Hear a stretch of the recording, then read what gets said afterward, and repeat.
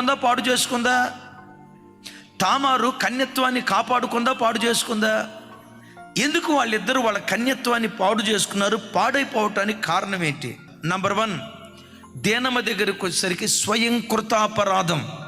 మీరు అనొచ్చు, అయ్యా దేనమ్మ చేసుకున్న స్వయం కృతాపరాధం ఏంటి? కుమార్తె అయిన దేన ఆ దేశపు కుమార్తెలను చూడవెళ్ళెను. నేనంట, దేనమ్మా అది మీ ఊరా? మా ఊరు కాదు సార్. నువ్వు వెళ్ళేటప్పుడు మీ నాన్న ఏమన్నా మీతో పాటు వచ్చాడా? నాతో పాటు రాలేదు సార్. మీ అన్నలు ఏమన్నా వచ్చారా? మా అన్నలు పొలంలో గొర్రెలు కాస్తా ఉన్నారు సార్.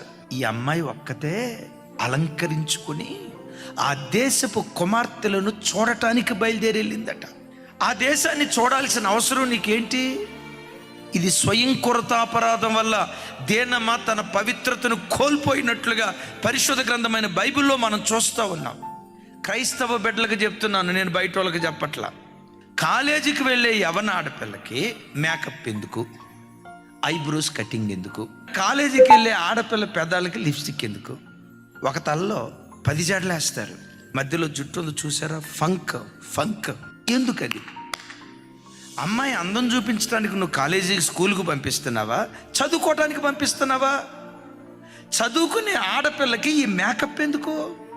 స్కూల్కు పంపించే ఆడపిల్లకి డెకరేషన్ ఎందుకు? మన ఆడబిడ్డ అందం ఎవరు చూడాలి?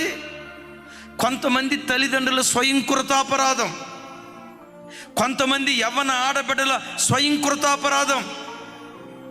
నేను ఇక్కడ విమర్శించట్లా. ఎందుకు మన యవ్వన ఆడబిడ్డని ఎందుకు మనం అలా అలంకరించి సమాజానికి పంపించాలి? ఇర్మియా గ్రంథంలో ఒక భయంకరమైన మాట రాసింది. అలా అలంకరించి పంపిస్తూ ఉంటే అంటాడు, దోచుకొనబడినదానా. దేని బట్టి వాళ్ళు దోచుకోబడ్డారు? వాళ్ళ కన్యత్వం ఎందుకు దోచుకోబడిందంటే అలంకరించుకొని ప్రజలకు ఆకర్షణీయంగా కనబడి వీళ్ళ కన్యత్వం దోచుకోబడటానికి కారణమైపోయిందని ఇర్మియా ప్రవక్త మాట్లాడతాడు. స్త్రీ ఎప్పుడూ కూడా ఎదుటివాడికి శోధన కారణంగా ఉన్న బట్టలు వేసుకోవటం దేవుని వాక్యానికి విరుద్ధం. క్రైస్తవుల జీవితాల్లో నేను బయట వాళ్ళ సంగతి చెప్పట్లా. నీ శరీరం నీ ఇష్టం, నేను కాదు అన్నా. కానీ నిన్ను చూసే దుర్మార్గపు చూపులు కొన్ని ఉన్నాయే, వెకిలిగా చూసే కొంతమంది వ్యక్తులు ఉన్నారే, ఆ దుస్తుల చూపు నీ కంటి మీద పడకుండా ఉండునట్లుగా నీ అందాన్ని జాగ్రత్తగా కాపాడుకోవాలి. నేనంట, కప్పుకుంటే కాపాడబడతావు, విప్పుకుంటే దోచుకోబడతావు.